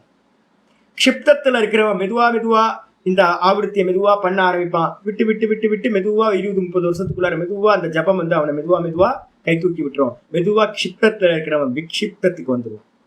இப்ப நம்ம எல்லாம் விக்ஷிப்தத்துல இருக்கோம். இந்த விக்ஷிப்த பூமியில இருக்கிறவங்க வந்து பாத்தீங்கன்னா ஏதாவது ஒரு வந்து பாத்தீங்கன்னா சமான பிரத்திய ஆவருத்தி, ஒரே பிரத்தியத்தை வந்து பாத்தீங்கன்னா எடுத்துக்கிறது, ஒரே தாட்டை எடுத்துக்கிறது. அந்த சித்தத்துக்கு வந்து பாத்தீங்கன்னா அதுலயே ஆவருத்தி பண்ண இந்த நமக்கு புத்தி என்ன ஆயிடும், விக்ஷிப்தத்துல இருந்து அடுத்தது என்னது ஏகாகிரம் நமக்கு போயிடும். இந்த ஏகாகிர பூமியில போனோம்னா திரும்ப ஆவருத்தி அதிகமாக சவித்தர்க்கம் நிர்வித்தர்க்கம், சவிச்சாரம் நிர்விச்சாரம், சானந்தம் சாஸ்மிதா வரைக்கும் போயிடும். அதுக்கப்புறம் ஒரு ஜம்ப் பண்ண போறோம், பிரகிருதி லயத்துல விழலாம அப்படியே ஒரு ஜம்ப் பண்ண போறோம். ஜம்ப் பண்ணதுக்கு பிறகு நமக்கு கிடைச்சிடும். இந்த அபியாசத்தை பண்ணும்போது வந்து பாத்தீங்கன்னா ஆச்சாரியார் வந்து பாத்தீங்கன்னா நிறைய மாண்டூக்கிய காரிக்கால வந்து பாத்தீங்கன்னா ஒரு அற்புதமான ஒரு ஸ்டோரி வந்து பாத்தீங்கன்னா ஒன்று சொல்லப்படுது. 3வது அத்தியாயம் 3வது பாதம், மாண்டூக்கிய காரிக்கால வந்து 3வது பாதம் அத்வைத பிரகரணம்னு பேர். இந்த அத்வைத பிரகரணத்துல வந்து பாத்தீங்கன்னா முக்கியமானது சொல்லப்படுது. என்னன்னா ஒரு தாட்ல நிக்க ஆரம்பிச்சிங்கன்னு வச்சுங்களேன், என்னெல்லாம் நடக்கும் சுவாமி? ரொம்ப ஃபர்ஸ்ட் எடுத்தோன்னு நமக்கு வரும், சாமி சித்த விருத்தியில நிரோதம் பண்றது ரொம்ப கஷ்டம் சாமி. அர்ஜுனன் சொல்றான்ல, என்னன்னு கேட்டா வாயோரிவ சுதுஷ்கரம், வாயுவை கண்ட்ரோல் பண்ற மாதிரி ரொம்ப கஷ்டம் சுவாமி, நம்மளால முடியாது அப்படின்னும் போது மாண்டூக்கிய காரிக்கால கௌடபாதாச்சாரியார் என்ன பண்றாரு, நம்மளை வந்து பாத்தீங்கன்னா நல்லா புஷ்அப் பண்ணி ஒரு மோட்டிவேட் பண்ற மாதிரி ஒரு ஸ்டோரி ஒன்று சொல்றார். உத்சேக உததேர் யத்வத் குஷாக்ரேனைவ பிந்துனா மனசோ நிக்ரகஸ்தத்வத் பவேத் அபரிகேததஹ. 3:41 மாண்டூக்கியம் எடுத்து. இதுல வந்து பாத்தீங்கன்னா ஆச்சாரியர் சொல்றாரு, உத்சேக உததேர் யத்வத். ஒரு கதை சொல்றார், அகஸ்திய முனிவரோட கதை. நிறைய 2-3 புராணங்கள்ல இந்த கதை இருக்கு. ஸ்காந்தத்துல இருக்கு, அதுக்கப்புறம் விஷ்ணு புராணத்துல இருக்கு, அப்புறம் மகாபாரதத்துல இந்த கதை இருக்கு. இது மாதிரி நிறைய இடத்துல இந்த கதை சொல்லப்படுது. ரிஷிகள் வந்து பாத்தீங்கன்னா வேற ரிஷிகள். அகஸ்திய ரிஷி வந்து பாத்தீங்கன்னா ஒரு முறை என்ன பண்ணிட்டு இருக்கார், ஷீஷோர்ல கடற்கரையில வந்து பாத்தீங்கன்னா நடந்து போயிட்டு இருக்கும் போது வந்து பாத்தீங்கன்னா 2 குருவிகள் வந்து பாத்தீங்கன்னா சிட்டுக்குருவி, 2 குருவி எவ்வளவு அல்பமா இருக்கும்.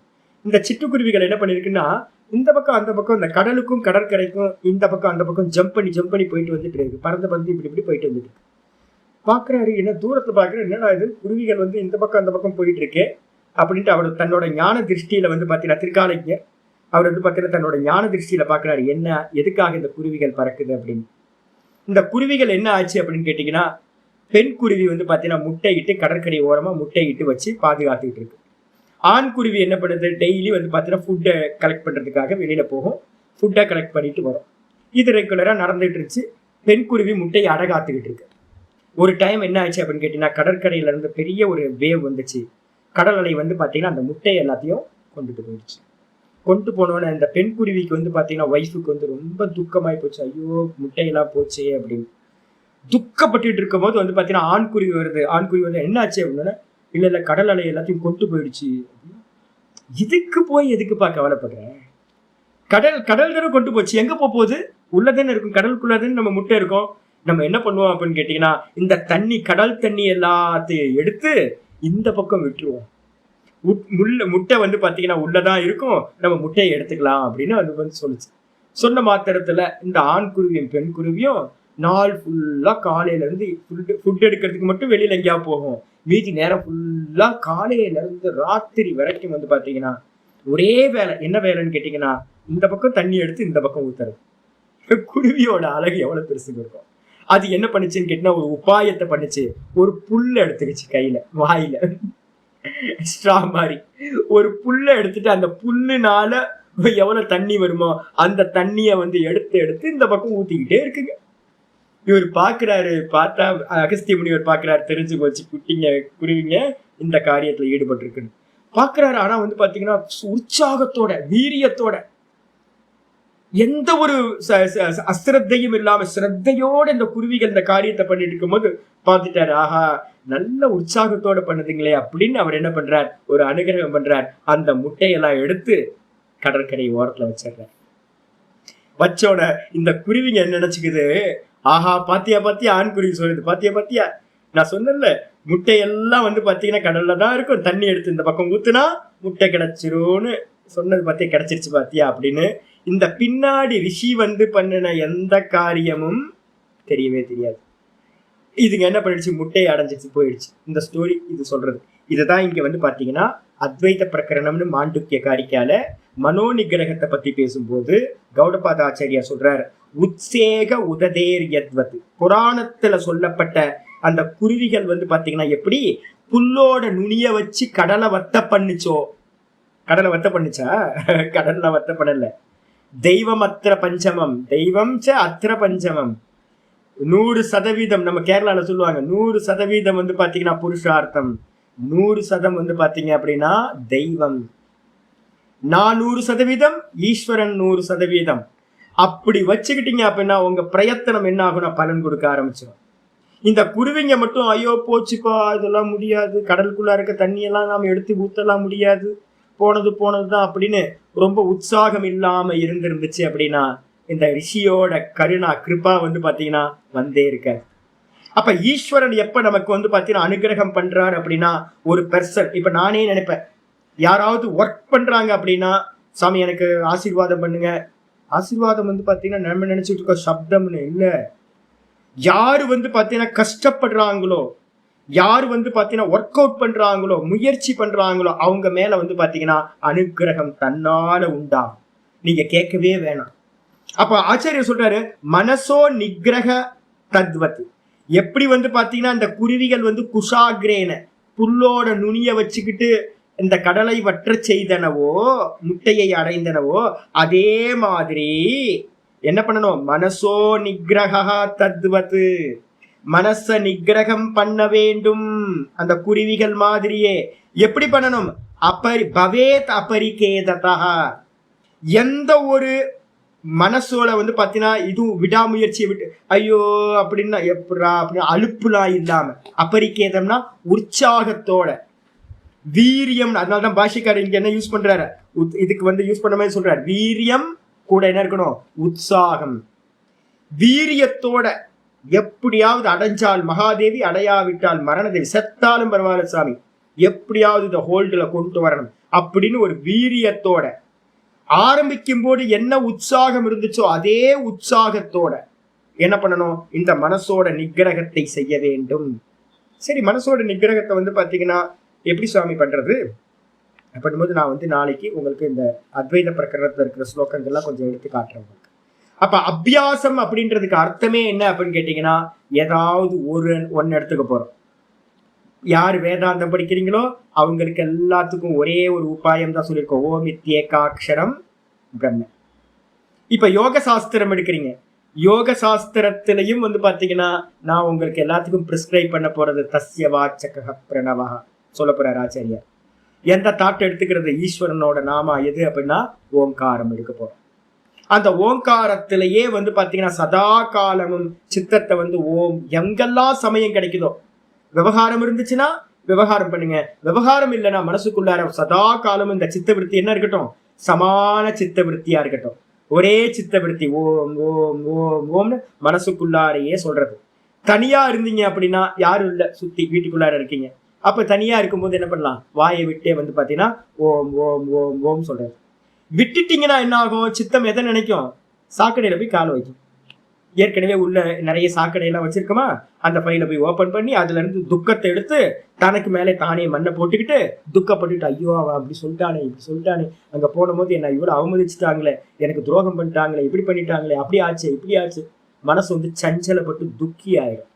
அப்ப அதை மாத்திரத்துக்கு வந்து பாத்தீங்கன்னா ஒரே உபாயம் என்னன்னு கேட்டீங்கன்னா, வேதாந்திகளும் யோகிகளும் சதா காலம் இந்த ஓங்காரம்ன்ற அபியாசத்திலேயே இருக்க. இதான் இங்க வந்து சொல்ல வர்றது. மீதியை வந்து நம்ம நாளைக்கு பார்க்கலாம், டைம் ஆச்சு. ஓம் பூர்ணமத பூர்ணமிதம் பூர்ணாத் பூர்ணமுதச்யதே பூர்ணஸ்ய பூர்ணமாதாய பூர்ணமேவாவசிஷ்யதே. ஓம் சாந்தி சாந்தி சாந்தி. ஹரி ஓம். ஸ்ரீ குருப்யோ நமஹ. ஹரி ஓம். இந்த 108 ஜபம்லாம் பண்ணிக்கிட்டு யாரும் பேசிடாதீங்க சாதகன்னு. 108லாம் பண்ணா வந்து பாத்தீங்கன்னா யானைக்கு கொசு கடிச்ச மாதிரி இருக்கும். யானைக்கு சின்னோண்டு கொசு கடிச்சதுன்னா ஏதாவது உணர்ச்சி இருக்குமா? இருக்கு, ஒண்ணுமே ஆகாது.